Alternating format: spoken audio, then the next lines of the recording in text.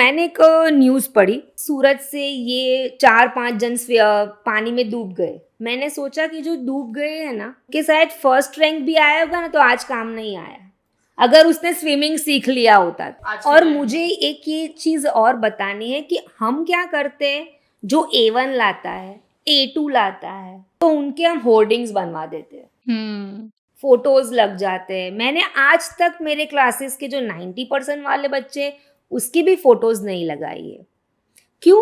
क्योंकि मेरे 50% वाले बच्चे के पीछे भी मैं उतनी ही मेहनत करती हूँ और वो भी उतना ही मेहनत करता है। मैं तो ऐसा सोच रही हूँ कि मेरे जो 50 और 55% वाले बच्चे हैं ना, उनके मैं फोटोज लगाऊं।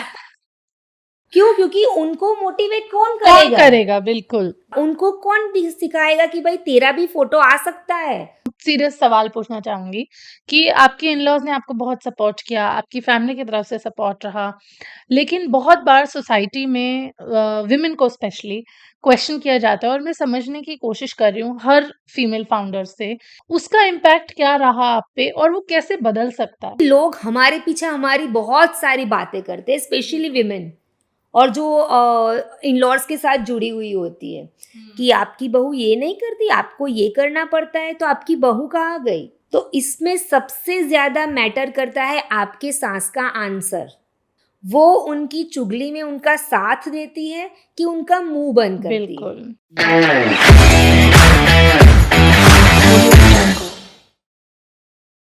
Hello, everyone, and welcome back to another episode of the Female Founders Podcast.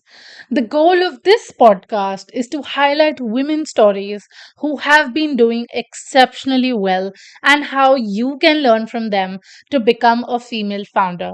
और आज मेरे साथ हैं अंकिता. Hi अंकिता. Hi. अंकिता की स्टोरी बहुत ही स्पेशल है. She has 18 years of experience. I can't even look back. 18 years is a long time. She has been working since 2006. She has built 3 businesses. She's not just a businesswoman, she's a mother, she's a wife, and she's wearing all the hats that a woman wears. Today, I'm going to spill her secrets of how she has been able to do it all.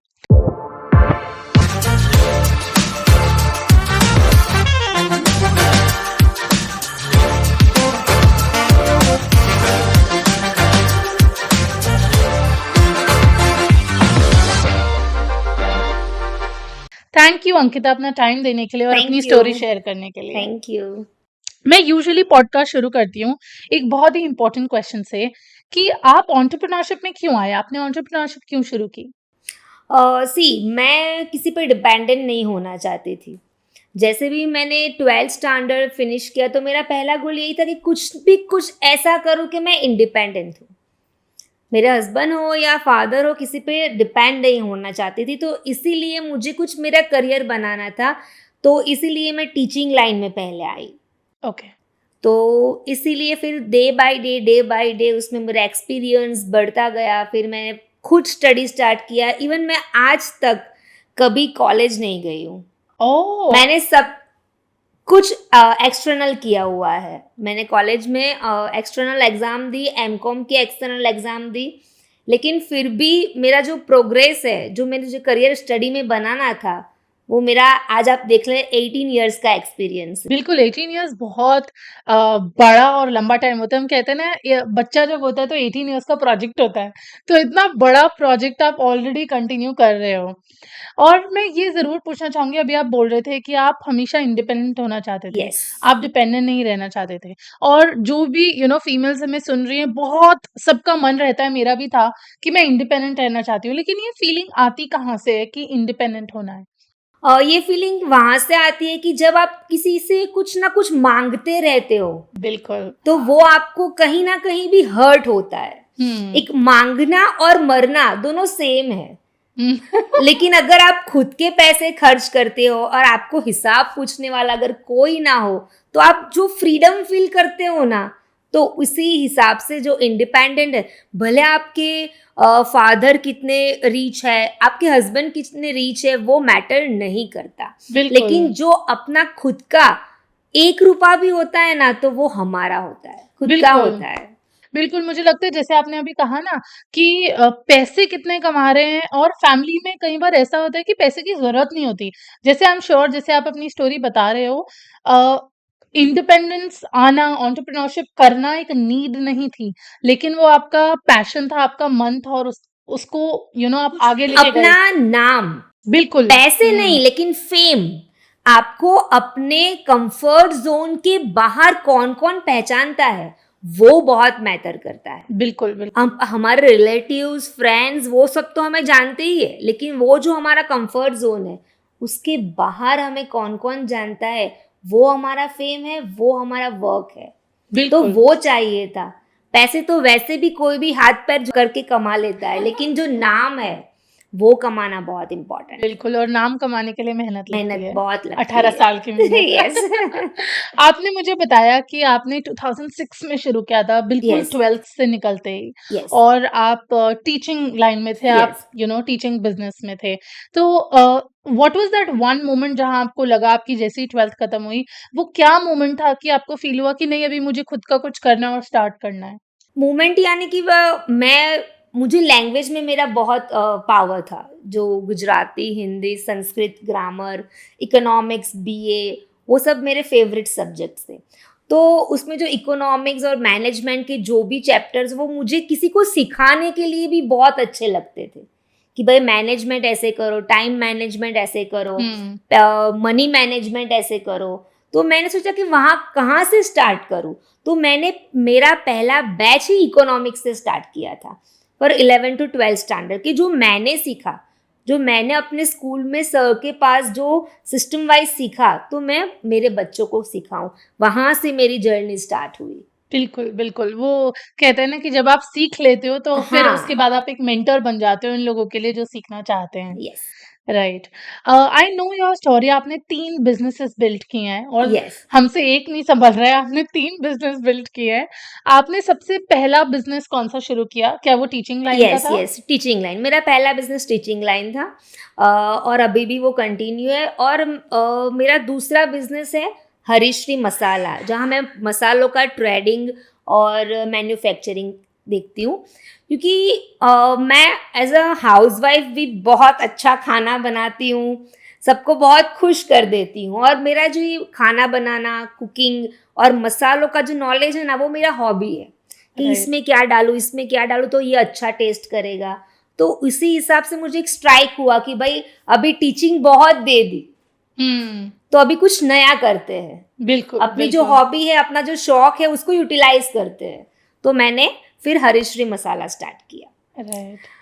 और अभी मैं मेरा खुद का study कर रही हूँ, क्योंकि मैं 17-18 साल से इतने बच्चों से मिली हूँ, तो हर एक बच्चा यूनिक है और हर एक बच्चे का माइंडसेट डिफरेंट है।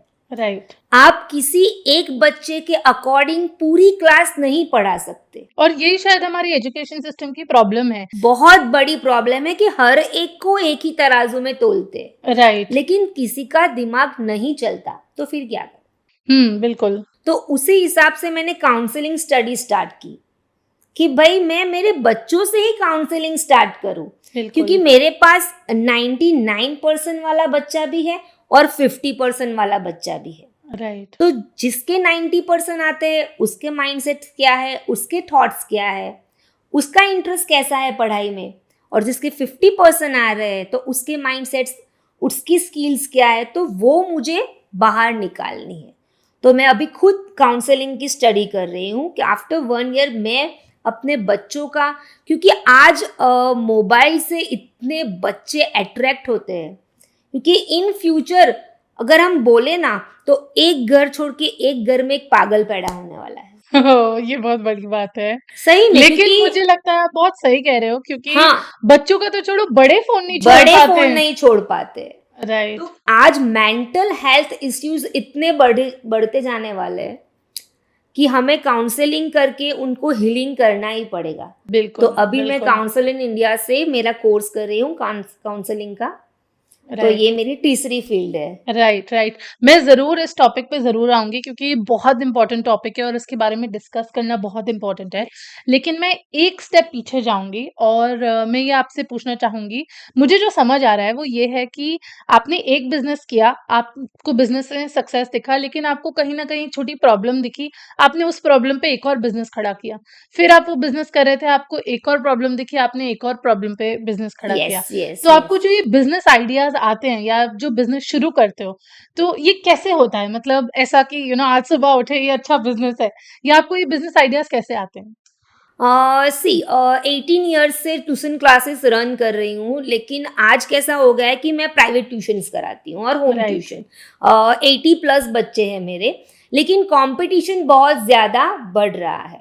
आज एक फील्ड पे आप निर्भर नहीं कर पाते हो। राइट, आपको कहीं ना कहीं दूसरा बिल्डअप करना पड़ता है, बच्चे बड़े हो रहे हैं तो वो सब। तो जो एक्सपेंस हमारे बढ़ रहे हैं ना, उस हिसाब से मैं अपनी नॉलेज कि भाई मुझे क्या क्या आता है, मैं और क्या क्या कर सकती हूँ, तो ये मैंने पहले सोचा। राइट, तो इसी हिसाब से मुझे पहले मसालों का आइडिया आया कि भाई ये मेरी ग्राफ्स है, तो ये मैं कर सकती हूँ, ये मसाले मैं बना सकती हूँ, ये मसाले मैं बेच सकती हूँ आराम से, क्योंकि मैं ऐसी क्वालिटी देती हूँ। राइट, इंग्रेडिएंट्स ऐसे यूज करती हूँ कि आपका मसाला जो है वो आपकी जो सब्जी है वो निखर जाए। राइट, तो वो मेरा आइडिया आया। फिर मेरे पास ऐसे ऐसे पेरेंट्स आने लगे कि भाई टीचर हमारे बच्चे के मार्क्स नहीं आ रहे, मेरा बच्चा 5th स्टैंडर्ड में 3 बार फेल हो चुका है। तो राइट, ऐसे ऐसे क्वेश्चंस मेरे माइंड में ऐसे चल रहे थे ना कि यार बच्चों को हो क्या गया है। राइट, तो उनसे कैसे कैसे सवाल करके हम उनकी मन की बात जान सकते हैं। तो इसीलिए मैंने काउंसलिंग स्टार्ट किया कि भाई चलो थोड़ा पहले हम सीख ले, तो बच्चों को और अच्छी तरह से जान पाए। बिल्कुल, तो बिल्कुल। ये सब आइडियाज से मैंने ये स्टार्ट किया। बिल्कुल, बिल्कुल। तो जैसे मैंने कहा कि आपको जहाँ दिखता है कि ये चीज़ में ज़रूरत है, यस। सॉल्यूशन की ज़रूरत है, आप उस चीज़ में बिज़नेस करने के लिए आगे बढ़ते हो। लेकिन मुझे ये भी समझ आता है बिज़नेस करने के लिए हमें फाइनेंसेस की भी ज़रूरत होती है। जैसे जब आप ट्यूशन बिज़नेस कर रहे थे तो वो शायद सर्विस था, आपका टाइम था। लेकिन जब आपने मसाले का बिज़नेस स्टार्ट किया उसमें आपको बनाने में कॉस्ट लगती है, प्रोडक्ट की कॉस्ट लगती है, आप काउंसलिंग भी आप सीख रहे हो, फिर आप स्टूडेंट्स को दोगे। तो आप ये बिज़नेसेस बिल्ड करने के लिए फाइनेंसेस कैसे मैनेज करते हो? मेरे सबसे बड़े जो सपोर्ट सिस्टम है वो मेरे हस्बैंड है, जो इतनी फ्रीडम है मुझे ये सब कुछ करने के लिए कि भाई तुझे ये बिजनेस करना है तो ये कर, तेरी जो नॉलेज है तुझे जितना भी यूटिलाइज करना है उसको कर। तो जो फाइनेंस है, तो वो तो एक है कि क्या भाई वो कहीं से भी सेट हो सकता है, फाइनेंस मैनेज आप कर सकते हो क्योंकि आपके पास पहले से ही ये 18 साल का बिजनेस है। राइट, तो वो फाइनेंस है, तो उसका मैं यूज मसालों में करती हूँ कि भाई जो मैंने आज तक की सेविंग्स की है हुँ, वो अभी मैं दूसरे बिजनेस में लगा सकती हूँ। तो मोस्ट इंपॉर्टेंट है सेविंग्स, क्योंकि आप एग्ज़ैक्टली, जब से स्टार्ट करते हो ना, तो स्टेप बाय स्टेप जितना आप ऊपर जाते हो तो उतना आप सेविंग्स करते जाइए। तो बिल्कुल, उसी सेविंग्स में से आप दूसरा बिजनेस डेवलप कर सकते हो। या और जहाँ पे भी मैं अटकती हूँ, रुकती हूँ, तो मेरा सबसे बड़ा सपोर्ट है मेरे हस्बैंड। अगर मुझे कोई चीज़ की समझ भी नहीं आ रही, भाई मैं कंफ्यूज हो चुकी हूँ, तो उसका सॉल्यूशन है मेरे हस्बैंड। मुझे लगता है मैं इतना रिलेट करती हूँ आपके साथ क्योंकि मेरे हाँ, साथ भी ऐसा होता है। अगर मैं लाइफ में कहीं भी अटक जाऊँ, वो पर्सनल हो, प्रोफेशनल हो, फैमिली हो, दोस्त हो, कुछ भी हो, मुझे लगता है मेरे सॉल्यूशन भी मेरे हस्बैंड ही हैं। और सेम। मैं जितने फीमेल से बात कर रही हूँ, जितना मैं पॉडकास्ट करती हूँ, मुझे एक ही जवाब मिलता है कि जितनी सक्सेसफुल फीमेल्स हैं, सभी को लगता है कि उनके पार्टनर उनके सबसे बड़े सपोर्ट हैं और यस, दोनों के यस, ऑब्वियसली। या दोनों के साथ मिलके ही वो गोल अचीव हो पाता है। क्योंकि वो जो सपोर्ट है ना, अगर वो नहीं होगे, और मेन है आपका इन लॉज, वो सपोर्ट आपका बेस्ट है। वो है तो आप जीत गए। हम इसके बारे में भी ज़रूर बात करेंगे, लेकिन थोड़ा बाद में, पहले हम आपकी स्टोरी जानना चाहते हैं। उसके बाद हम इन-लॉज़ और सोसाइटी पे भी ज़रूर आएँगे। आप बात कर रहे थे कि जब भी आपको लगता है कि आप कहीं रुकते हो या कोई दिक्कत आती है, पिछले 18 साल में और आगे टाइम में कभी ऐसी सिचुएशंस कोई ऐसी सिचुएशंस आई जहाँ आपको लगा कि यहाँ से मैंने कुछ सीखा? कुछ ऐसे लेसन्स जो आपने पिछले 18 साल के बिज़नेस की जर्नी में सीखे हों? बहुत सारे होंगे मुझे पता है, लेकिन कोई 3 सबसे बड़े लेसन्स जो आपने अपने बिज़नेस जर्नी में सीखे हों?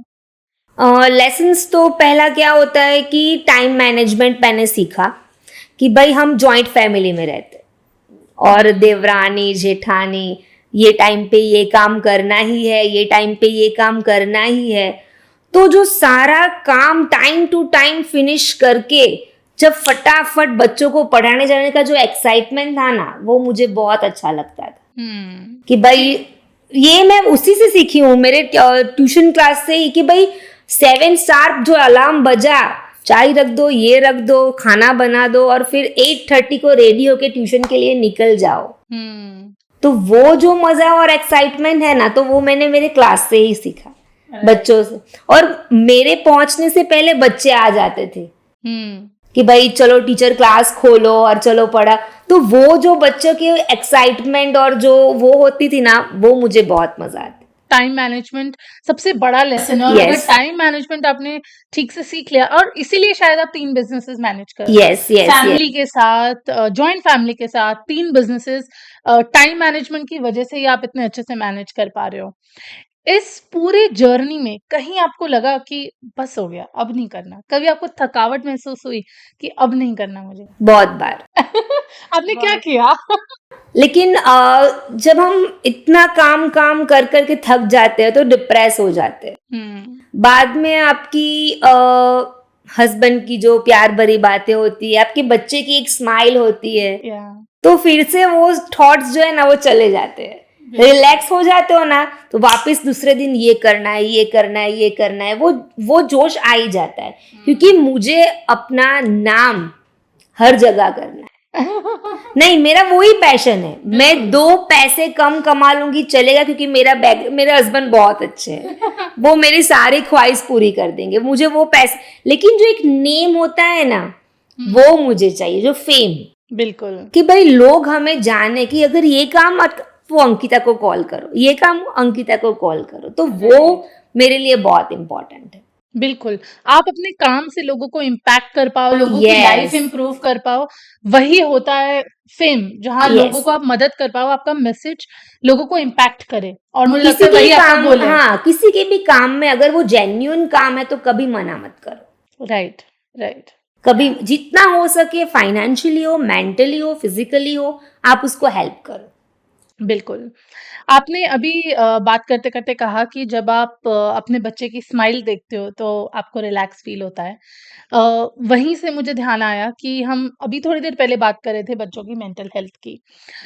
और आप खुद एक मदर हो, और आप इतने बच्चों को पढ़ा चुके हो पिछले 18 साल में कि आपका एक्सपीरियंस कहीं ज़्यादा है। तो ये क्वेश्चन सबसे ज़्यादा आपको पूछना बनता है कि हमारी जनरेशन जो चेंज हो रही है, मुझे मेरे टाइम पे याद है हम लोग बाहर खेलने जाया करते थे, स्कूल से आके थोड़ी देर सोते थे, खाना वगैरह खा के ट्यूशन पढ़ने जाते थे, और ट्यूशन की ही सोसाइटी में हम लोग खेला करते थे। और क्या-क्या हमने नहीं खेला है, मतलब फ्रिस्बी और क्या-क्या गेम्स है मुझे नाम भी याद नहीं आ रहे हैं, और रात को 10-11 बजे तक हम खेलते रहते थे, थक के हम लोग सो जाते थे। पर आज का टाइम बहुत बदल गया है, आज के बच्चे बहुत बदल गए, फ़ोन का यूसेज बहुत बढ़ गया है जैसे आपने बोला। बहुत ज्यादा। तो आपको, और साथ ही साथ जो आपने एजुकेशन सिस्टम की बात की, जहाँ सभी बच्चों को एक साथ तोला जाता है, वो भी है। क्योंकि लाइफ स्किल्स जो हैं, जो हम ये कर रहे हैं, ये सब मैंने स्कूल के बाद सीखा है, ये मैंने कॉलेज के बाद सीखा है, ये मुझे स्कूल में नहीं सिखाया गया।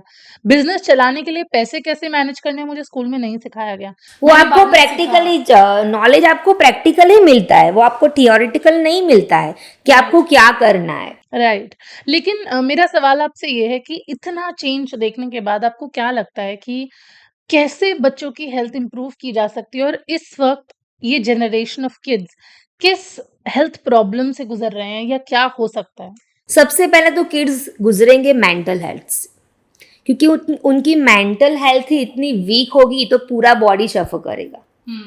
क्योंकि आज उनको मोबाइल देखते देखते खाना है, मोबाइल देखते देखते ब्रेकफास्ट करना है, अगर स्कूल जाना है तो पहले मम्मा 5 मिनट देख लूँ फिर स्कूल जाते हैं। तो ये सब कल्चर इतना बिगड़ गया है।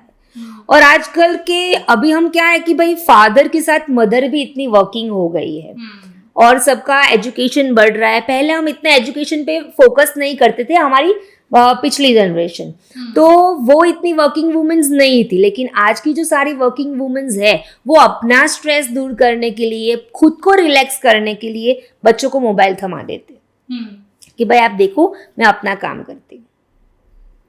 लेकिन हमें बच्चों को क्या सिखाना है, मैं आज मेरे एक एक्सपीरियंस बता रही हूँ कि मैं जब भी घर में अकेली होती हूँ, जब मेरा मेड भी कोई भी नहीं आता, तो मेरे घर में मेरा जो डस्टिंग और मॉपिंग का काम है वो मेरा सन करता है। That is beautiful. I think हमें ऐसे ही मदर्स की जरूरत है। मेरा डस्टिंग और मॉपिंग मेरा सन करता है, और जो बर्तन जो पोंछना होता है वो मेरे हस्बैंड मेरे साथ पोंछ देते हैं और मैं उसको सेटल कर देती हूँ। तो वैसा हमारा चलता है। लेकिन हम क्या करते हैं, चल आज मेड नहीं आई, तू ये मोबाइल पकड़, मुझे अपना काम करने दे। नहीं, लेकिन हमें बच्चों को सिखाना है कि ऐसी छोटी छोटी रिस्पॉन्सिबिलिटीज आपको लेनी है। बिल्कुल। सपोर्ट सिस्टम उनको सिखाना है। अगर आप वर्किंग हो, आप जब भी घर पे आते हो, तो पहले आप अपने बच्चों के साथ 5-10 मिनट्स स्पेंड कीजिए कि भाई तूने आज स्कूल में क्या किया, आज ट्यूशन में क्या हुआ, क्या होमवर्क किया, एवरीथिंग।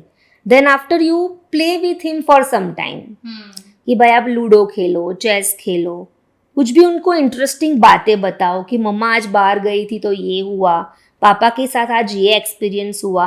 तो आप जितना उनसे कनेक्ट होंगे ना, तो वो उतना मोबाइल से दूर होंगे। राइट।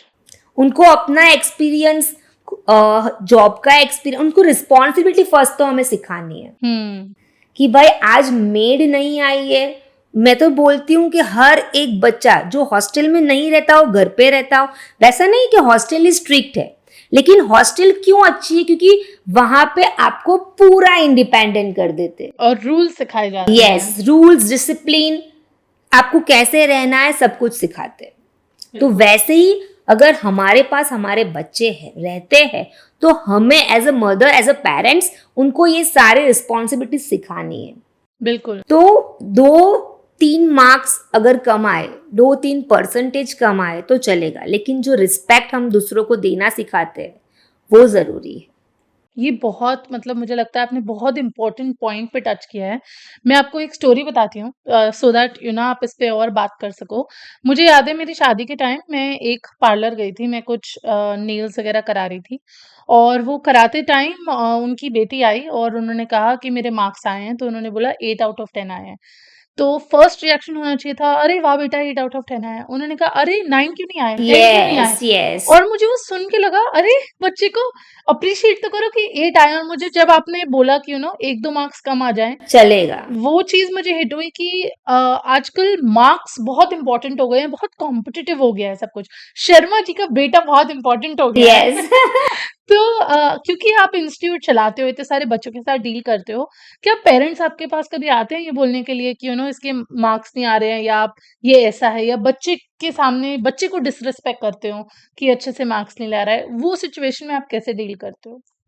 सी पेरेंट्स का माइंडसेट बहुत अभी कंपटीशन की ओर बढ़ गया कि भाई ये इतने मार्क्स ला रहा है तो मेरा बच्चा इतना मार्क्स क्यों नहीं ला रहा है। उनको इतना प्रेशराइज किया जाता है कि भाई ये तू कर कर कर।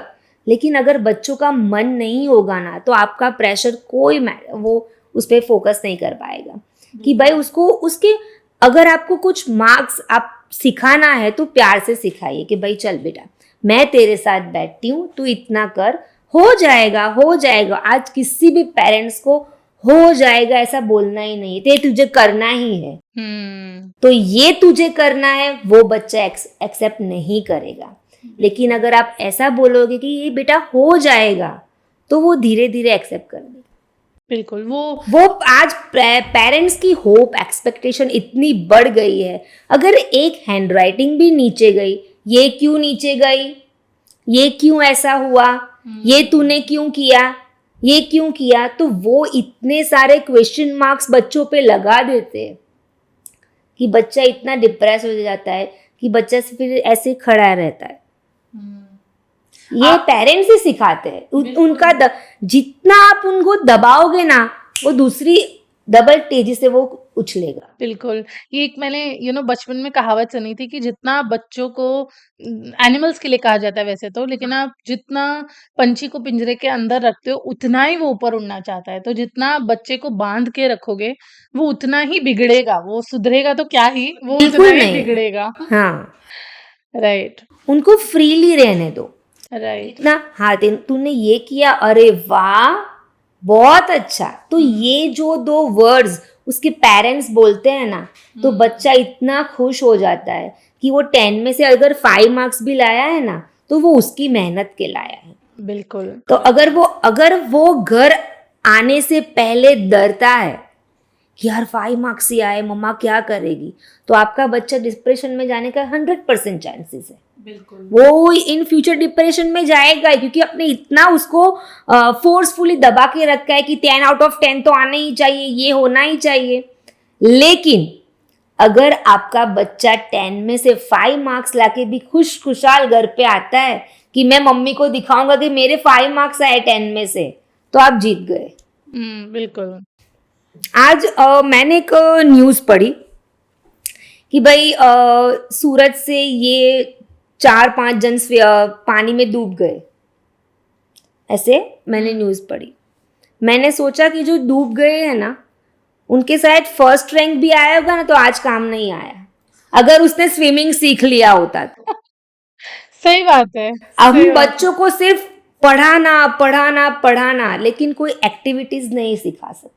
राइट। आप जितना हो सके उनको फिजिकल एक्टिव रखो कि भाई चलो हम स्विमिंग करते हैं, स्केटिंग करते हैं, क्रिकेट खेलते हैं, वॉलीबॉल, फुटबॉल।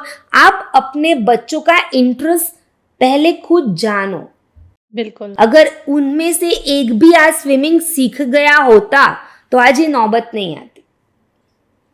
मुझे जब आप ये स्टोरी सुना रहे हो या बात कर रहे हो, मुझे एक क्यूरियस क्वेश्चन आ रहा है कि क्योंकि आप खुद एक टीचर हो, आप इतने टाइम से पढ़ा रहे हो और आपका थॉट प्रोसेस बहुत अच्छा है कि लोगों को, बच्चों को लाइफ स्किल एजुकेशन होना चाहिए। और जो जिसके हिसाब से वो आगे बढ़ना चाहते हैं, वो उसी हिसाब से आगे बढ़े। लेकिन कहीं न कहीं क्योंकि आप पेरेंट्स से डील करते हो, तो जो करियर काउंसलिंग आप सीख रहे हो, क्या वो सिर्फ़ आप बच्चों के लिए सीख रहे हो या पेरेंट्स को भी करियर काउंसल करते हो कि देखो ये आपको अपने बच्चे से एक्सपेक्ट करना है या ऐसे आपको करना चाहिए? क्या आप पेरेंट्स से भी बात करते हो? मेन रोल पेरेंट्स ही है। मेन रोल पेरेंट्स है। पेरेंट्स को ही हमें समझाना है कि बच्चों को इतना प्रेशराइज मत कीजिए, उनको खुल के जीने दीजिए। को क्या करना है एज अ, जितना वो पेरेंट्स से खुल के बात करेंगे ना, जितना वो किसी से नहीं करेंगे। बिल्कुल। ये सबसे मेन है। जितना अगर आप उनको इतना फ्रीडम दोगे ना कि तेरे माइंड में जो है वो मुझे बता, मैं हूं तेरे साथ, तो वो बच्चों को बहुत असर करता बहुत है। कॉन्फिडेंस देता है। हाँ, यस। तो वो फिर उनको कोई काउंसलिंग की भी जरूरत नहीं पड़ेगी। मम्मा मुझे ये बनना है, तू खुश है? मम्मा बोली हाँ खुश हूं, ये बन। तो फिर वो बच्चा किसी भी तरह से वो बन के रहेगा। राइट। मुझे इससे याद आता है, मेरे नाना जी मेरी मम्मी को कहा करते थे और मेरी मम्मी मुझे कहा करती थी, मतलब मजाक में कि आप किसी का मर्डर भी कराओ ना तो मुझे आके बता देना। मतलब किसी तीसरे को मौका ही ना ना मिले मिले, सही है। आपको कुछ कहने का। आप सब कुछ अपनी फैमिली से खुल के शेयर करो और वो खुल के शेयर करने के लिए फ्रीडम होनी चाहिए। आपको डर नहीं रहना चाहिए कि घर पे बताया तो क्या होगा, घर पे ही बता के रिलैक्स फील होना चाहिए। I think I completely relate with जो आपका मिशन है, जो आपका गोल है, ये बहुत ही अच्छा और बहुत ज़रूरत है आज के और टाइम मुझे में। एक ये चीज और बतानी है कि हम क्या करते हैं, जो A1 लाता है, A2 लाता है, A+, तो उनके हम होर्डिंग्स बनवा देते हैं, हुँ, फोटोज लग जाते हैं। मैंने आज तक मेरे क्लासेस के जो 90% वाले बच्चे, उसकी भी फोटोज नहीं लगाई है। क्यों? क्योंकि मेरे 50% वाले बच्चे के पीछे भी मैं उतनी ही मेहनत करती हूँ और वो भी उतना ही मेहनत करता है, बिल्कुल, लेकिन वो अपनी कैपेसिटी के हिसाब से मार्क्स ला सकता है। बिल्कुल। वो अपनी कंसंट्रेशन लेवल कि वो कितना याद कर पा रहा है। मैं ऐसा नहीं बोल रही हूँ कि आप बच्चों को पढ़ाओ मत, लेकिन बच्चों को ऐसी तरह से पढ़ाओ कि वो फ्रीली, अगर आप उसको दबा के बिठाओगे ना कि भाई तू बैठ जा, पढ़ाई करने बैठ जा, तो वो नहीं बैठेगा। अगर आप प्यार से बिठाओगे तो वो एक बार ना बोलेगा, 2 बार ना बोलेगा, बैठ जाएगा। बिल्कुल। तो ये जो वाली सिस्टम है ना, तो वो भी मुझे बहुत खटकती है, क्योंकि मैं तो ऐसा सोच रही हूँ कि मेरे जो 50 और 55% वाले बच्चे हैं ना, उनके मैं फोटोज लगाऊं। क्यों? क्योंकि उनको मोटिवेट कौन कौन करेगा? करेगा? बिल्कुल उनको मोटिवेट कौन करेगा? उनको कौन सिखाएगा कि भाई तेरा भी फोटो आ सकता है, तू और मेहनत कर? उनको कौन बताएगा? जो है, जो कर सकता है, उनको हम लाते ही रहते हैं आगे। लेकिन जो नहीं कर पा रहा है, अगर हम उनको एक चांस भी देंगे तो उनका लेवल हाई हो जाएगा। बिल्कुल, बिल्कुल। मुझे बहुत ऐसा मन कर रहा है आपसे पूछने का कि आपने इतना अच्छा थॉट और इतना अपना इंस्टीट्यूशन, एजुकेशन इंस्टीट्यूशन बहुत ही अलग तरीके से स्ट्रक्चर कर रखा है। आजकल के इंस्टीट्यूट, स्कूल्स बहुत अलग होते हैं। आपने बहुत अलग तरीके से कर रखा है। क्या आपके पेरेंट्स ने भी आपको ऐसे ही बड़ा किया, ऐसे ही सपोर्ट मिला? ये थॉट प्रोसेस और ये मिशन कैसे आया आप में? मेरे पेरेंट्स तो इतने फ्रीडम नहीं देते थे, फ्रैंकली बोलूँ तो। हमारे में थोड़ा क्या था, ग्रैंड पेरेंट्स और वो सब का थोड़ा लिहाज वो सब करना। लेकिन मेरा बोलूँ तो मैं 16 इयर्स की थी ना, तब से मेरे ससुराल आ गई थी। ओह! Yes, okay. ये मैं 16 इयर्स की थी तब से मेरे ससुराल तो जो भी सपोर्ट, जो भी मेरा थॉट प्रोसेस, जो भी हुआ, वो सब मेरे इन लॉज के साथ ही हुआ और मेरे हस्बैंड के साथ। मैं आज 18 साल से उनके साथ रह रही हूँ, 16 साल मैं मायके में रही हूँ, तो 2 साल उनके कम है वैसे तो।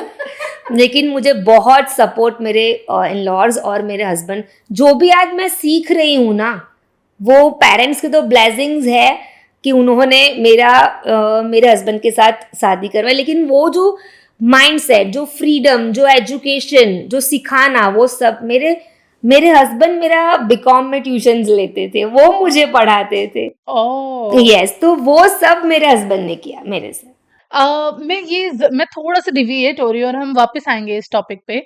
लेकिन क्योंकि आपने बोला कि आपको सबसे ज़्यादा सपोर्ट आपको इन-लॉज़ की तरफ से मिला है।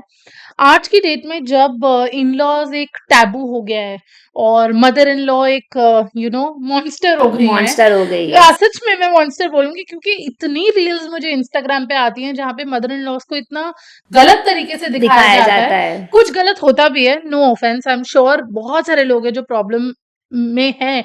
लेकिन जिन लड़कियों की शादी अभी नहीं हुई है, उनके मन में बहुत अलग पिक्चर जाती है, बहुत गलत इम्पैक्ट जाता है और उनकी सोच बिल्कुल अलग हो जाती है शादी को लेके। एग्जैक्टली। मेरा एक्सपीरियंस बिल्कुल अलग रहा है शादी को लेके।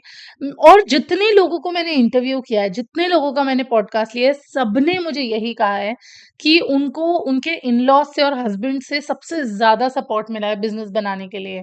99% फीमेल्स ने मुझे कहा है कि इन-लॉज़ और हस्बैंड की सपोर्ट की वजह से आज बिज़नेस इतना सक्सेसफुल है। तो मैं सिर्फ़ आपके थॉट्स जानना चाहती हूँ कि हमें सपोर्टिव फैमिलीज़, क्या आप ऐसा कुछ अलग करते हो अपनी इन-लॉज़ में, जहाँ वो आपको सपोर्ट करें और आप उन्हें सपोर्ट करो? क्या आप कुछ अलग करते हो ताकि आप दोनों का साथ में चल सके? मैं तो क्या सोचती हूँ कि जितना आप दोगे ना, यूनिवर्स आपको रिवर्स देगा।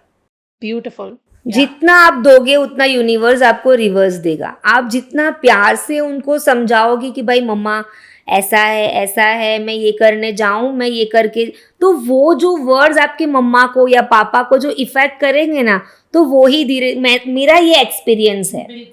मेरा ये एक्सपीरियंस है कि जितना हम उनसे प्यार से बात करेंगे ना, तो वो मुझे नहीं लगता कि वो हाँ, होते हैं किसी के सास ससुर बहुत स्ट्रिक्ट, और वो जो भी कास्ट हो, वो जो रिलीजियस हो, वो जो भी हो, लेकिन अगर सपोर्ट आप जितना दोगे ना, उतना आपको रिवर्स मिलेगा।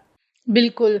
मैं एक चीज़ ज़रूर इसमें ऐड करना चाहूँगी। मैंने अपनी टेड टॉक में कहा था, how to love your in-laws में मैंने कहा था कि हम अपने मम्मी-पापा के लिए सब कुछ करना चाहते हैं, उनके सपने होते हैं, हम उनको कहीं जाना है तो भेजना चाहते हैं, कहीं कुछ अचीव कराना चाहते हैं, तो हमारे इन-लॉज़ के लिए क्यों नहीं? क्यों उनके नहीं? भी तो यस सपने यस हैं। यस। तो क्यों नहीं हम उनके सपनों के बारे में सोचते कि उनको कहाँ जाना है, क्या खरीदना है, क्या पढ़ना है, तो वो सपने क्यों नहीं? और मुझे लगता है उसी की वजह से हमारे जैसे लोग बिज़नेस करके भी एक हैप्पी फैमिली में एज मैरिड वुमेन रह सकते हैं। यस यस, मेरा तो एक टारगेट है कि जब भी मैं पहले इंडिया से बाहर पैर रखूं कि भाई घूमने के लिए, तो उससे पहले मैं एक बार मेरे इन लॉज को भेज दूं, ये बहुत अच्छा क्योंकि थॉट है। मेरे जाने के बाद वो लोग यही सोचेंगे तो मैं तो आज तक एरोप्लेन में बैठी नहीं, मैं घूमने गई नहीं, तो वो कहीं ना कहीं उनके दिल में रह जाएगा। तो बिल्कुल एज अ मैंने तो मेरा टारगेट है कि जब भी मैं जाऊं उससे पहले मैं उनको भेज दूं बिल्कुल कि बिल्कुल। वो खुश तो हम खुश। थैंक यू सो मच, आप इतनी सारी स्टोरी शेयर कर रहे हो, थैंक यू सो मच। मैं एक स्टेप पीछे जाना चाहूंगी, जहां हम बच्चों की बात कर रहे थे, मेंटल हेल्थ की बात कर रहे थे। आजकल मैंने देखा है, क्योंकि मैं मार्केटिंग से हूँ, तो ये मेरा काम है। बहुत सारे छोटे छोटे क्रिएटर्स हैं, 7 8 10 12 साल के बच्चे जो कंटेंट क्रिएटर्स बन गए हैं, 1 मिलियन 50,000 2 मिलियन। तो आपका क्या थॉट है, क्या ये सही है? कैसे इम्पैक्ट करता है सोशल मीडिया बच्चों की मेंटल हेल्थ पे? वो अपने हिसाब से वो क्रिएटिव है, क्रिएट कर सकते हैं, दैट्स गुड। बट जितना वो अंदर ही अंदर जाते रहेंगे ना, तो जो बाहर की उनकी जो स्किल्स है ना, वो कभी वो डेवलप नहीं कर पाएंगे। सबसे पहले मुझे ये लगता है, क्योंकि उनको इतना एडिक्शन मोबाइल का ही और वो ही काम का हो जाएगा। क्योंकि आज आपको यूट्यूब हो कि भाई आपका मिलियन ये हो गया, आप पैसे दे के सब कुछ करवा लेते हो, और उसके सामने तो जो मैनेजमेंट है, जो टाइम मैनेजमेंट है, जो एक डिसिप्लिन है, एक स्केड्यूल होता है हमारी लाइफ का, वो नहीं सीख पाते हैं। वो लोग आते हैं सीधा ये करने बैठ जाते हैं, फिर आते हैं ये करने बैठ जाते हैं। और बहुत, हम ऐसा नहीं बोल रहे कि कम मार्क्स वालों अगर पढ़ना नहीं चाहते हो तो ये सब करो, ऐसा नहीं। लेकिन अगर आप अपनी स्किल को डेवलप करो, फिजिकल एक्टिविटीज करो। मेरा जो सन है वो टचवुड के वो इतना अच्छा पेंटर है, इतने ड्राइंग्स बनाता है। अगर आप उसकी ड्राइंग्स देखो ना, तो आप बिलीव नहीं कर पाओगे कि ये 14 इयर्स का बच्चे ने ये ड्राइंग किया हुआ है। मैं ड्राइंग में जीरो हूँ, उसके फादर ड्राइंग में जीरो है, लेकिन वो गॉड गिफ्ट है। तो हमने उसके ये स्किल को डेवलप किया। राइट। उसके हमने डे बाय डे रखे कि भाई ये देखो, तेरे को ये पेंटिंग ही करनी है, ये 2 आवर्स तेरे को ये पेंटिंग ही करनी है, तो होमवर्क भी उस टाइम रख दे, सब कुछ रख दे, उस टाइम पेंटिंग।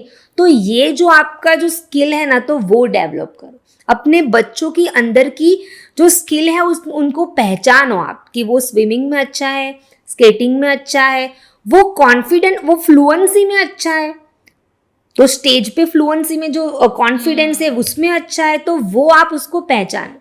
क्योंकि आज बच्चे के अगर स्किल होती है ना, लेकिन कॉन्फिडेंस नहीं होता। बिल्कुल बिल्कुल। मैं तो क्या बोलती हूँ कि अगर 2 वर्ड्स आप अपने घर में भी 10 जन को इकट्ठा करो और उसके पास बुलाओ। हम्म। मैं बहुत सारे पेरेंट्स को ये बोलती हूँ कि आप सिर्फ मार्क्स के पीछे मत भागो। राइट। बच्चे में कितनी डिसिप्लिन है, बच्चा कितना चार्मिंग, कितना स्माइली है, कुछ बच्चे इतने ऐसे खड़ूस जैसे बैठते हैं। क्यों? क्योंकि उनका घर का एटमोसफियर ऐसा होता है। राइट। उनको ऐसे एंजॉय कराना वैसा कुछ मिलता नहीं है, तो उनका नेचर भी वैसा ही हो जाता है। बिल्कुल बिल्कुल। अगर बच्चों को खुश रहना है, बच्चों को हमें आगे बढ़ाना है, तो हमें भी उनके साथ बच्चों जैसा बनना पड़ेगा। बिल्कुल। मैं बहुत सारे पेरेंट्स को ये बोलती हूँ कि आप घूमने जाओ, अपने बच्चों को पार्क में ले जाओ, जैसे वो स्लाइड करते हैं उनके पीछे वो आप भी स्लाइड करो, उनके साथ लूडो खेलो, ये खेलो, वो खेलो। भले वो जैसे भी खेले, लेकिन जितना आप उनकी स्किल्स को डेवलप करोगे ना, वैसा कोई ट्यूटर भी नहीं बना है आज तक। मुझे लगता है ये एक ऐसा टॉपिक है जिसे अपने आप में एक पॉडकास्ट की जरूरत है। क्योंकि इतना इन डिटेल टॉपिक है कि एक और घंटा, एक और पॉडकास्ट चाहिए इस पे। मैं ये जरूर पूछना चाहूंगी कि आपने जब शुरू किया, जब आपने पहला बिजनेस शुरू किया, जो पहला क्लाइंट आपको मिला अपने ट्यूशन के लिए, वो फीलिंग कैसी थी कि यार इस बार मुझे पहला क्लाइंट मिला है? पहला क्लाइंट तो नहीं बोल सकती, मेरे स्टूडेंट्स, मेरा एक बैच बना था इकोनॉमिक्स का। तो मुझे आज भी याद है कि मेरे जो मेंटोर थे वो सर का नाम था नीलेश सर। तो जो नीलेश सर जैसे बोर्ड पे लिखते थे ना, जैसे पॉइंट आउट करके बताते थे कि ये आर्थिक तंत्र, ये सब वो जो बताते थे ना, तो वैसा डिट्टो मैंने अपने बच्चों को पढ़ाया। तो वो जो फीलिंग थी ना कि मैंने यार आज मैं जो सीखी वो मैंने मेरे बच्चों को सिखाया, बिल्कुल बिल्कुल, आपको ऐसा लगता है कि मेरा सीखा हुआ काम आया। काम आया। बिल्कुल। बस और मेरे सर भी उसके बाद मुझे मिले थे, तो मैंने उनको बोला था कि मैंने सर जो आपने जैसा गाइड किया था, आपने जैसा बोर्ड वर्क किया था ना, मैंने सेम डिट्टो ऐसा बोर्ड वर्क मेरे स्टूडेंट के साथ किया। तो वो भी इतने खुश हो गए थे। बिल्कुल, बिल्कुल। क्योंकि जब आप एक गोल देखते हो, एक विज़न देखते हो और वो जब पूरा होता है, तो उसकी खुशी, उसकी फीलिंग अलग ही होती है। मेरा विजन बड़ा है। मैं आज अपने ये पॉडकास्ट पे भी बता रही हूँ कि मेरे पास, मुझे ऐसा नहीं है कि मेरे पास हाई क्वालिफाइड स्टूडेंट्स ही आए मेरे पास। मैं आज मेरी चैलेंज की बात कर रही हूँ। मेरे पास एक ऐसे पेरेंट्स आए जिसके बच्चे ने 9th में प्रमोशन मिला, 9th में उसको प्रमोशन मिला। किसी सब्जेक्ट में 2 मार्क्स का प्रमोशन, किसी सब्जेक्ट में 5 मार्क्स का प्रमोशन। तो वो जो मम्मी उसके साथ आई थी ना, उसका आई कांटेक्ट और मेरा आई कांटेक्ट जब बना ना, तो मेरा दिल इतना पिघल गया कि उसकी मम्मी की आंख में एक होप थी कि ये टीचर मुझे मना नहीं कर दे, मेरे बच्चे का मार्क्स देख के मना नहीं कर दे, सिर्फ ले मेरे बच्चे को पढ़ाए। क्योंकि जब हम परफॉर्म करते हैं ना एज अ टीचर, तो हमारी भी वाह वाह बाहर होती है, तो लोगों वो वाह वाह से आते हैं कि भाई चलो ये टीचर के पास भेजो, ये हमारे बच्चों का मार्क्स लाएंगे, ये करेंगे। तो जब वो मदर की आंख में मैंने देखा ना, तो मैंने उनको बोला कि मैं ये चैलेंज एक्सेप्ट करती हूँ, मैं आपके बच्चे को पढ़ाऊंगी। मैं ऐसा नहीं बोल रही हूँ कि उसका 60% 80% आ जाएगा, लेकिन मैं उसको 10th पास करा दूंगी। तो उसकी मम्मी लिटरली रो पड़ी। तब जो फीलिंग आती है ना, मैंने वो बच्चे का ठान लिया है कि मैं इसको पास कराऊंगी विदाउट प्रमोशन। वो कोई भी एग्जाम में फेल नहीं होगा। तो मैंने उसके लिए एक सिस्टम बनाई कि वो जितना जल्दी जो भी लर्न कर सकता है ना, तो पहले मैंने वो लर्न कराना शुरू किया। राइट। अगर वो बड़े आंसर और ग्रीफ आंसर देख के वो डर जाता है, तो मैंने बोला उसको छोड़ ही दे बेटा, तो उस पर फोकस ही मत कर, तो उस पे फोकस कर जहाँ पे हम मार्क कैच कर सकते हैं। बिल्कुल, मतलब वही जैसे आपने स्टार्टिंग से कहा है कि जिस बच्चे की जहाँ कैपेबिलिटी है, उसी को वहाँ आप कवर करो। Right, right. तो ये चैलेंज मैंने एक्सेप्ट किया है। तो मैं आज बहुत खुश हूँ कि जब उसका 10th का रिजल्ट होगा तो मैं पार्टी दूंगी कि वो पास ही हो जाए। मुझे पता है कि मुझे उसको पास करना है बस। वो जो मुझे फील है ना, वो मुझे अभी से इतना खुश कर रहे कि ये पास हो जाए। बिल्कुल, बिल्कुल। और मुझे लगता है जब आप एक इम्पैक्ट की तरफ, एक मैसेज की तरफ काम करते हो, तो वो डेफ़िनेटली होगा, क्योंकि वो एक फीलिंग है और वो एक मिशन है कि स्टूडेंट्स को अपनी कैपेसिटी के हिसाब से, अपनी कैपेबिलिटी यस के हिसाब यस से यस कोचिंग मिलनी चाहिए। और अगर आपने वो मिशन रखा है, और मुझे ये भी फ़ील होता है कि जो फाउंडर है, उनका मिशन पूरी टीम तक जाता है। तो अगर आपका मिशन है कि हम स्टूडेंट्स को ऐसे पढ़ाएँगे, तो आप वही चीज़ें अपनी टीम को बता रहे हो। यस यस और मैं मेरे टीम को भी वो ही बोलती हूँ कि किसी को भी फोर्सफुली मत कराओ। राइट। जितना हाँ डिसिप्लिन सिखाओ, सिस्टम सिखाओ कि भाई ये लाइन टू लाइन ही होना चाहिए। आप सोचो आप कि भाई मैं है ना, जो रबिंग आता है हम पेंसिल से, तो वो रब भी मैं खुद करती हूँ कि भाई बेटा तू लिख शांति से, मैं रब करके देती हूँ तुझे। मेरे इतने सारे बच्चे हैं फिर भी मैं रब करके उनको देती हूँ, क्योंकि मैं 18 साल से इस फील्ड में हूँ, एज अ मदर हूँ। तो मैं अपने सारे बच्चों को ऐसे लग रहा है ये मेरे ही बच्चे। हाँ, तो हम जैसे बात करें, आपने बोला मेरे बच्चे, तो कोई अगर पूरा पॉडकास्ट बीच में से देखेगा तो कहेगा हाँ, इनके इतने बच्चे हैं। हाँ, तो मैं उनको बहुत अपना मानती हूँ। अगर मैं चालू क्लास में चॉकलेट्स भी खाती हूँ, तो मेरे से जितना हो सके उतना मैं बांट लेती हूँ मैं, क्योंकि वो ऐसा देखते हैं टीचर दो तो मैं उनसे इतना अटैच हो जाती हूँ ना कि भाई मेरे ही बच्चे हैं। एक होशियार है तो दूसरा थोड़ा वीक है, चलेगा, लेकिन तू पढ़, जितना आए उतना कर। मेरे पेरेंट्स से भी यही रिक्वेस्ट है कि आप उनको पढ़ाओ, 2 मार्क्स कम आएंगे चलेगा, लेकिन उनको डिसिप्लिन सिखाओ, रिस्पेक्ट सिखाओ और हर सिचुएशन में खुश रहना सिखाओ। बिल्कुल, क्योंकि आप एक बार कम मार्क्स चला लोगे, लेकिन बच्चा जो चला गया तो वो नहीं चला पाओगे आप। मैं वही आज सब पेरेंट्स को बोलना चाहती हूँ कि आप मार्क्स खो दीजिए चलेगा, लेकिन बच्चे को प्रेशर दे के बच्चा मत खोइए। बिल्कुल बिल्कुल, ये I think बहुत बहुत इम्पोर्टेंट important है। मैसेज है। आप 2 मार्क्स छोड़ दो चलेगा, लेकिन बच्चा अगर डिप्रेस हो गया, क्योंकि आजकल के बच्चों में पेशेंस और वो बोलते हैं ना सहन शक्ति बिल्कुल भी नहीं है। ये तो आई एग्री, बिल्कुल ऐसा है। वो बिल्कुल सह नहीं पाते। आप कोई भी चीज बोलो तो उनको तुरंत ही लग जाती है। हम क्या थे हम बैठ जाते थे कि भाई हाँ डैडी आज बोले तो ये नहीं, लेकिन वो नहीं सुन पाते वो या तो क्योंकि रो पड़ते हैं या वो लड़ लेते इतनी हैं। डिजिटल युग में पैदा हुए हैं इतने, तो वो तो उनको धैर्य सिखाओ, सहना सिखाओ, तो वो आपके लिए बहुत ज्यादा जरूरी है, हर पेरेंट्स के लिए। बिल्कुल बिल्कुल, और आई थिंक वो बहुत इंपॉर्टेंट मैसेज है जो सब तक जाना चाहिए, और आप ऑलरेडी वो कर रहे हो। आज 80 पेरेंट्स के साथ, कल 800 भी होंगे, यस, थैंक लेकिन यू आप सो मच। आप ऑलरेडी वो चीज कर रहे हो। आप अभी आपकी कितने लोगों की टीम है? मेरे पास अभी 7 लोगों की टीम है, 7 लोगों की टीम। राइट, और ये सभी 7 लोगों को आपने खुद ट्रेन किया है? यस यस यस यस, मैंने खुद ट्रेन किया है। मैं क्या करती हूँ कि जब भी वैकेशन होता है ना, तो हम टीचर के साथ थोड़े बच्चों का बैचेस रखते हैं और उनको मैं सिखाती हूँ कि भाई आप ये करिए, ये कराइए। राइट, जो बच्चा जिसमें वीक है उस पर थोड़ा फोकस कीजिए। वो सब मैं उनको वैकेशन में कंप्लीट कर देती हूँ कि पूरा ईयर फिर कोई तकलीफ ना आए, कोई दिक्कत ना आए। Right, right. और ये 80 स्टूडेंट्स की जर्नी, ये स्टूडेंट्स जो हैं ये मोस्टली आपके पास कैसे आते हैं? इनको कैसे पता चलता है? कुछ आपने बोला रेफरेंसेस रहते हैं, लेकिन कुछ बाकी रेफरेंसेस और कुछ तो माउथ पब्लिसिटी राइट, कि भाई टीचर का नेचर ऐसा है, टीचर ऐसे है, इतना अच्छे से करवाते हैं, तो वो बहुत मैटर करता है। अगर एक पेरेंट्स भी आपके बारे में इतना बोल दिया ना कि टीचर आज आपकी वजह से ये हुआ, तो वो मेरे गुज़बम्स खड़े कर देता है वो एक ही सेंटेंस। मुझे इतने सारे मैसेजेस आते हैं आफ्टर रिजल्ट कि टीचर इतना मार्क्स आया, आपने बहुत अच्छा करवाया, बहुत अच्छा करवाया, तो मैं इतना प्राउड फील करती हूँ ना। बिल्कुल। कोई पेरेंट्स तो 75 और 80 में भी इतने खुश हो जाते हैं, तो मैं तब बहुत खुश होती हूँ कि गोल अचीव हो गया, गोल marks- अचीव हो गया कि भाई 75 to 80 आपके। मेरे खुद के ही भाई की लड़की, मैं अपनी डॉटर ही मानती हूँ उसको, वो इतनी डांस एक्सपर्ट है, उसका डांस आप देखो ना। पढ़ाई में थोड़ी वीक है, तो हमेशा मेरी सिस्टर इन लॉ की कंप्लेंट रहती है, दीदी ये नहीं करती, दीदी ये वो नहीं करती, दीदी ये।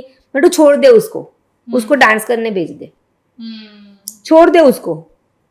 तो वो फिर भी अपनी मेहनत से 75% लाई डांस करते करते।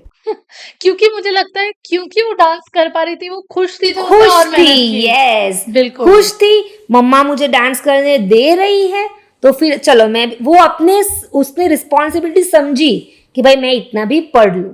बिल्कुल, और अंदर से खुशी होती है तो आप ज्यादा करने की कोशिश हाँ, आपको करते हैं। याद रहता है, सब कुछ रहता है। अगर वो प्रेशर ही आपका माइंड पे रहता है ना, तो आप कोई भी चीज नहीं लर्न कर पाते। बिल्कुल, बिल्कुल। मैं आपके दूसरे बिज़नेस के बारे में भी थोड़ा जानना चाहूँगी। आपने बताया कि आप हरीश्री मसाले का भी बिज़नेस करते हैं। ये मसाले आप खुद बनाते हैं? सारे मसाले घर पे बनाते हैं? Yes yes yes. वो क्या है, थोड़ा इन लॉस का भी जो नॉलेज है वो काम आ जाता है। मम्मी को पूछो, मम्मी ये डालूं, ये डालूं, ये डाल। मम्मी तो पहले से ही चाय का मसाला और गरम मसाला किसी के भी हाथ का पसंद नहीं करते थे, वो पहले से ही खुद बनाते थे। फिर मैंने थोड़े मेरे आइडियाज़ डाले उसमें कि मम्मी हम ये कर सकते हैं, मम्मी हम छोले बना सकते हैं, ये मसालों से सांभर बना सकते हैं। तो वो भाई इसको दरदरा रखे या इसको बहुत पाउडर जैसा करे, वो सब नॉलेज मम्मी ने दिया। ओके, और मैं ये भी पूछना चाहूँगी, आपने हरीश्री नाम कैसे सोचा आपने बिज़नेस? वो मेरी छोटी डॉटर है, छोटी वाली डॉटर। ओह, अच्छा, वो भी ओके। बाय बॉर्न मैंने किसी को बोर्न नहीं किया, बर्थ नहीं दिया है, लेकिन वो मेरे भाई की लड़की है और दोनों लड़की मेरी है। ओके, बरा वो बोलते हैं ना कि सिर्फ जन्म देना ही सब कुछ नहीं होता, पालना भी बहुत बड़ी बात है। तो जैसे वो मेरी ही लड़की है, तो वो हरीश्री जो है वो मेरे हस्बैंड से बहुत अटैच है, ओह! बहुत ही अटैच है मेरे हस्बैंड से। तो इसीलिए मैंने उसका नाम हरीश्री रखा कि भाई हरीश्री मसाला।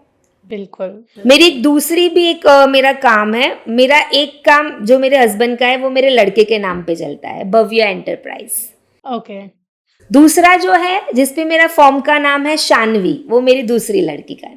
ओह! और ओके। तीसरा जो मसाला है वो हरीश्री मसाला है, ओह! तो तीनों बिज़नेसेस आपने बच्चों के वो नाम पे बच्चों ही के रखे नाम पे हैं। ही रखे हैं। बिल्कुल, ये बहुत अच्छा थॉट है। राइट।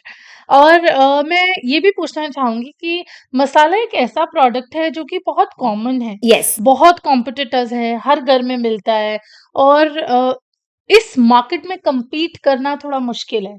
तो आप ऐसी क्या यूएसपी लाते हो कि लोग आप, क्योंकि मुझे पता है अगेन आपका थॉट है, आपने बता रखा है कि आपको हर घर में अपना मसाला चाहिए। Yes yes. तो आप ऐसा क्या यूएसपी लाते हो कि लोग आपका मसाला चूज़ करते हैं? सबसे पहले तो टेस्ट।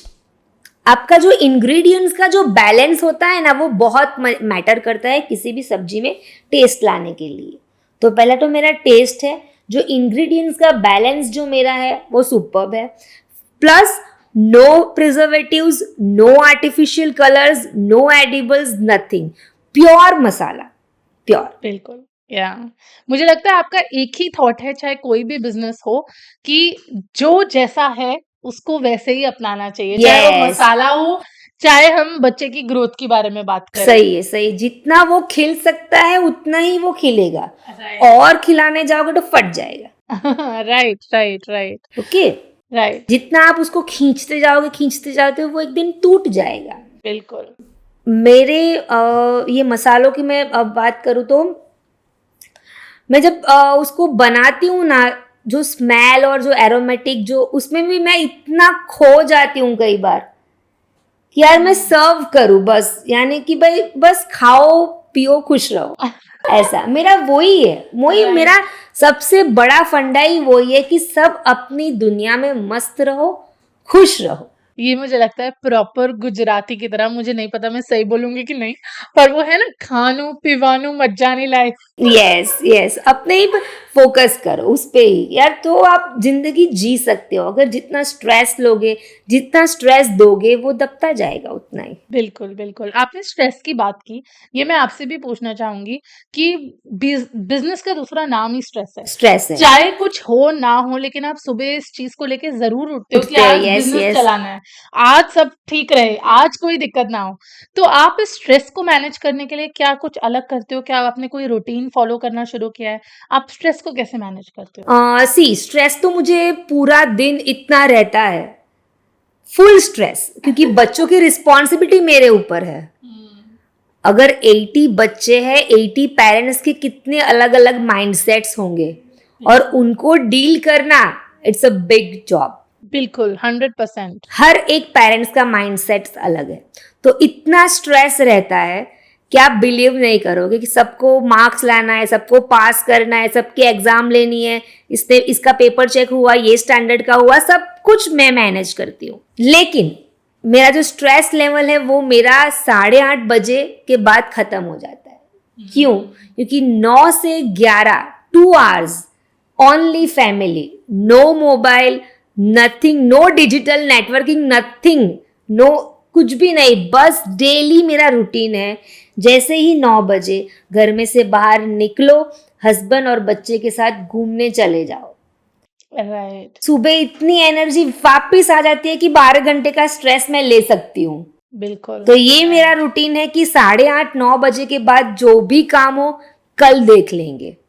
राइट। लेकिन वो मैं उस दिन रात को नहीं लेती हूँ। मैं, मेरा ये रूटीन ही है पहले से। आप बोलो तो ये 18 ईयर से वही रूटीन है। बिल्कुल। रात के 9 बजे मेड आई, उसने सब काम फिनिश किया, अपन अपनी लाइफ में निकल जाते। बिल्कुल, बिल्कुल। तब भी जैसे आपने आपका अभी स्ट्रेस, बोला, अगर आप स्ट्रेस को अपनी फैमिली पे हावी करोगे तो वो भी बिगड़ेगा, काम भी बिगड़ेगा। बिल्कुल, जैसे आपने अभी बोला कि खुश रहो। बस खुश रहो। सिचुएशन को हैंडल करना एक बार सीख लेंगे ना आप, तो इससे बड़ी आपकी कोई जीत नहीं है। Right, right. सिचुएशन को हैंडल करना सीख जाओ। किसी पे उसका ब्लेम मत डालो कि इसकी वजह से मेरा काम ऐसा हुआ। कहीं ना कहीं आप भी उसमें इन्वॉल्व तो हो ही। बिल्कुल, बिल्कुल। कभी भी अगर हम डिप्रेस हो, कुछ भी हो ना, तो रिलैक्स करो भाई, चलो हो जाएगा। मेरा पहले से ही मेरा वर्ड ही है ये, हो जाएगा। मैं कभी ऐसा नहीं बोलती कि ये अभी के अभी करो, बस हो जाएगा। राइट, और आई थिंक वो बहुत अच्छा मंत्र है, हो हो जाएगा। जाएगा बस। राइट।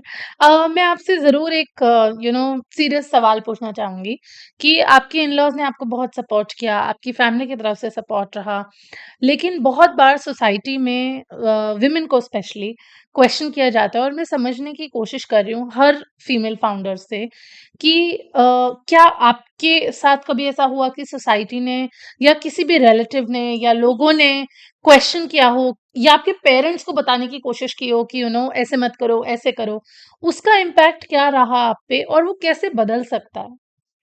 मैंने ये आपकी जो बात है वो एकदम सही है, क्योंकि लोग हमारे पीछे हमारी बहुत सारी बातें करते हैं, स्पेशली विमेन, और जो इन लॉज के साथ जुड़ी हुई होती है कि आपकी बहू ये नहीं करती, आपको ये करना पड़ता है, तो आपकी बहू कहाँ गई।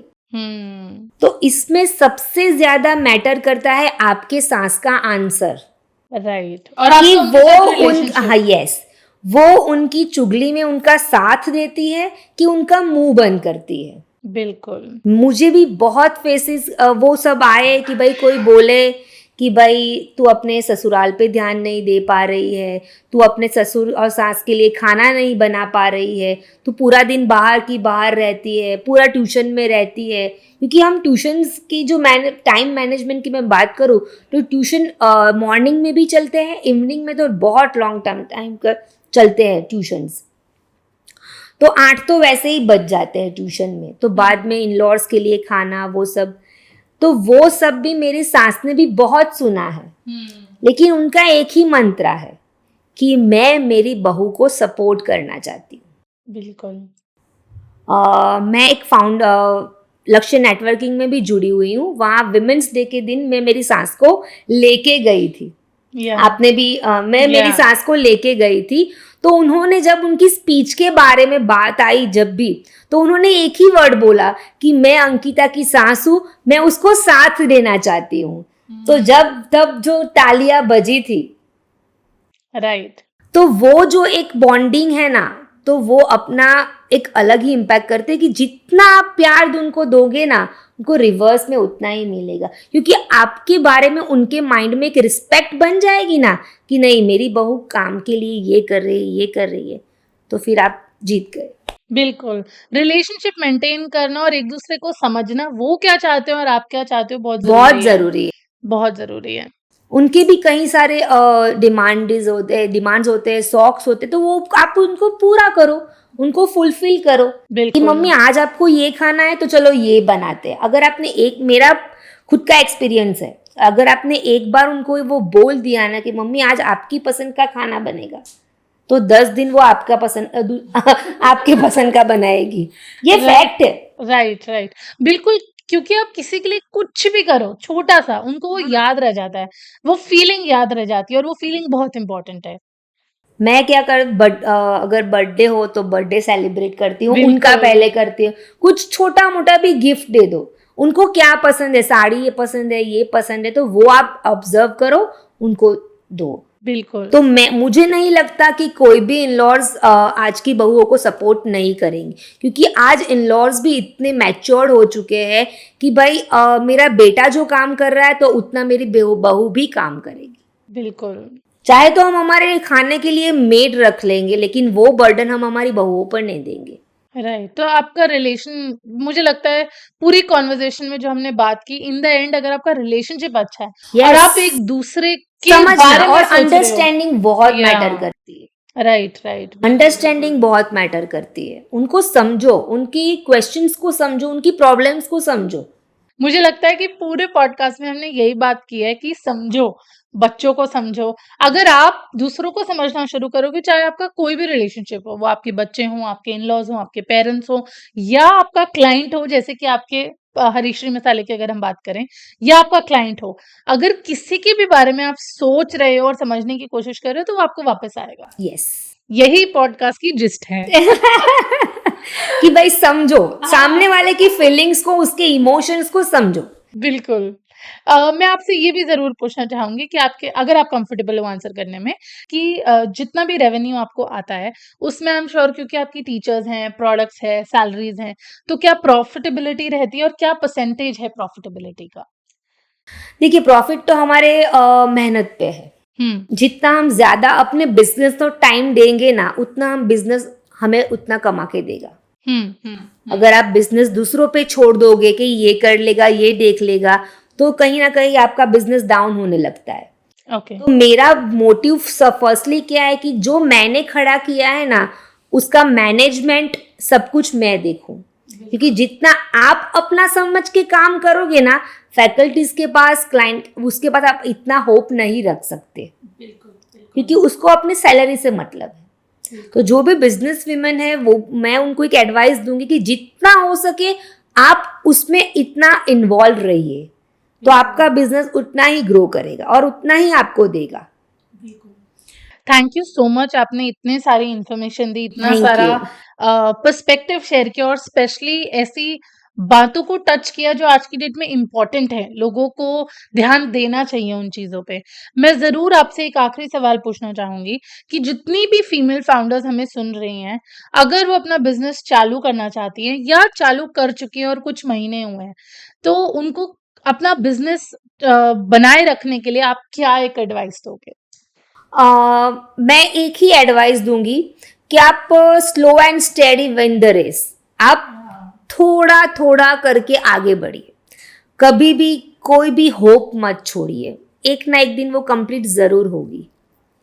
और अपने बिजनेस में डाउन आए, अप्स आए, तो भी टिके रहिए। 2 क्लाइंट्स कम आए तो भी टिके रहिए, तो एक ना एक दिन वो फ्रूटफुल जरूर होगा। और अगर कोई आपको कांटेक्ट करना चाहे, आपसे बात करना चाहे, मसाले लेना चाहे या फिर कुछ टाइम बाद जब आप काउंसलिंग करोगे तो काउंसलिंग के लिए कांटेक्ट करना चाहे, तो आपसे कैसे कांटेक्ट कर सकते हैं?